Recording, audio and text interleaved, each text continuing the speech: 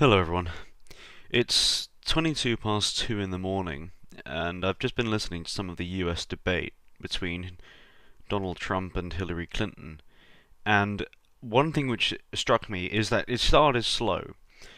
Hillary really came out with the typical kind of snake-like politician jargon, talking really cleanly and precisely about politics and policies and legislation, as they do, to try and give that image of professionalism, which of course is important. If you're going into that sort of office, you need to know what you're doing. But we know with Clinton, it is all jargon, and because she is a manipulator and a liar and a snake, you know it's there as a front, as a facade. Or is it a facade? I don't know, one of the two. A facade, there we go. Got to it in the end. But Trump seemingly didn't go that route to begin with. One of the first things he mentioned was Mexico again, and then China as well. The cliches now with Trump's campaign, which I was quite surprised to hear. You know, you'd expect him to kind of be far more. You'd expect him to not mention these sorts of things which he's already mentioned before. You'd expect him to be a little bit more, quote, professional, or at least as how we perceive it as professional or clean, how Clinton was first appearing. You'd expect him to behave in that sort of way, but he didn't. Which kind of threw me off, actually. I was a bit worried, because obviously I would like Trump to win the presidency. I do believe he will. I do believe he will. I do believe the hardened support is there. And as long as he does well in these debates and doesn't fuck up too badly, he will win. He will get the presidency. He just doesn't have to. As long as he doesn't make any major mistakes, it won't be a problem. He just has to play it cool, answer the questions clearly and cleanly, even if his answers are a little bit vague and his standard kind of, oh, it's just going to be marvelous tier rhetoric. You know, all he has to do is just play it safe. But I was kind of getting a little worried that if he doesn't shape up, then he will he will fail to leave a lasting impression on the American people, and Hillary, a snake that she is, can appear stronger in that sort of limelight there. However, not bloody 5 minutes later, Trump was tearing into Clinton about NAFTA and saying, you know, you called it the gold standard for trade deals. Even no, sorry, he was ripping into her about the Trans-Pacific Partnership, the TPP, which is a trade deal which would have grossly been, if it was enacted, would have been to the detriment of American workers and small businesses in particular. And he was saying it to Clinton because she did say it was the gold standard. He was saying to her, you called it the gold standard, and he brought up NAFTA and how much damage that had on American businesses. And he was really going at it. Like, she tried to defend herself, and he cut her off again and repeated the point that you called it the gold standard. I don't think I've ever seen Clinton addressed like that. And she's obviously trying to play it off cool, but you could just tell something in her body language that she isn't used to it. And at that point, I realised, okay, this is where you get it going with Donald Trump and these sorts of things. This is where his strength is going to be. Not so much in selling himself and kind of pretending to be professional. Because, I mean, he is, you know, a businessman, he is a marketer, you know, he's all about appearance and showmanship, etc., okay? But I do believe there is a thread of honesty about him and how he presents himself. He's clear about it. He hasn't been in politics for decades and decades, and so he hasn't learned basically how to manipulate people and to, you know, appear as a kind of chameleon in that sense. Not like Clinton. Not like Clinton.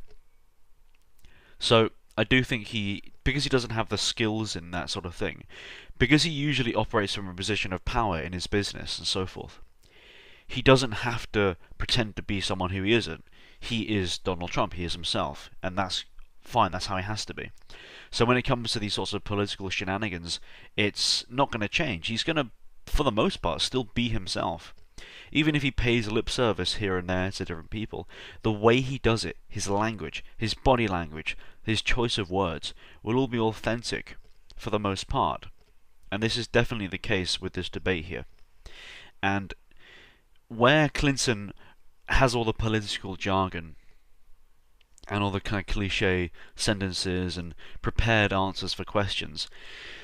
Trump doesn't have any sorts of restraints or boundaries, and he will rip into Clinton.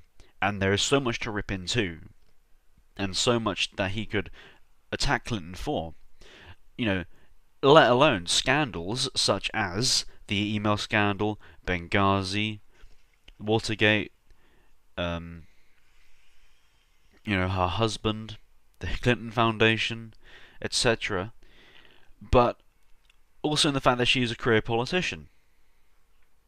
Just in that simple fact alone that she is a career politician, there is so much that he could address and attack there. It's quite amazing actually, because in that fact, not only is what Mike Pence was saying when he joined the Trump campaign, not only is that all coming is all that true, that being fortified in a sense, that the Democratic Party couldn't have chosen a more mundane, cliche, already tried and failed type of politician. But he's also reinforcing the cliche of his own campaign when he started, that because he is something new, the American people have nothing to lose really by voting for him, because he is anti or non-establishment, which is his whole kind of shtick. Because Clinton has all these prepackaged answers, and Trump will appear authentic, even if a little inconsistent and vague at points, he has the advantage in the fact that he is new, and in the West, the divide between the political class and the common people is so strong and so wide that anyone who is an outsider will appear that much more interesting and that much more appealing to ordinary voters. This is definitely the case with Nigel Farage in UKIP and the Brexit campaign. The fact that it was not revolutionary in that sort of sense, but it was fresh.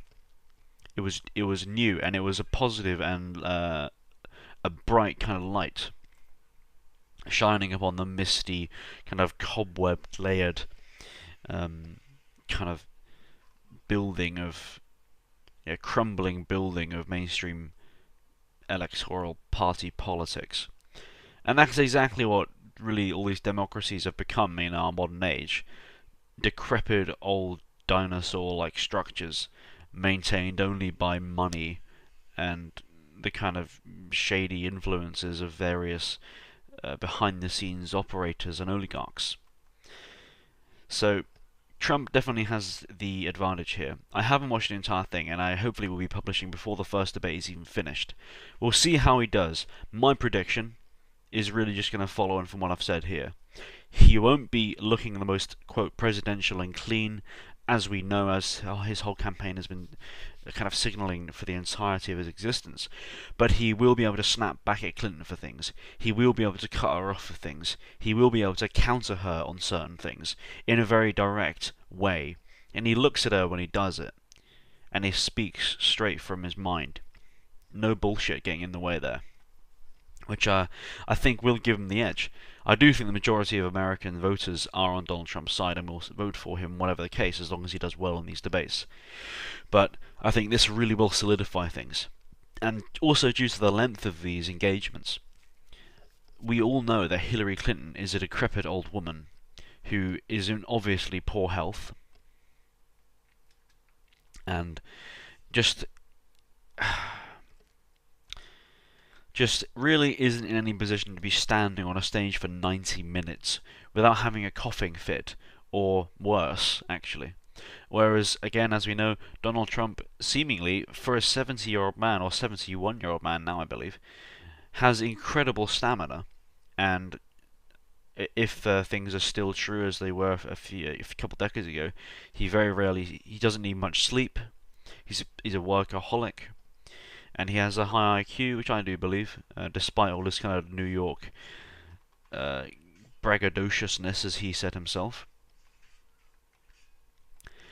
He has the stamina to do these sorts of things, where Hillary Clinton clearly does not. When she's falling over and coughing and needing to sit on things and support herself and all that sort of nonsense. Where does Donald Trump need any of this? Of course he doesn't need any of it at all, as we know. And he's campaigned 1,000,000 times harder than Hillary Clinton has campaigned. It's fascinating to watch.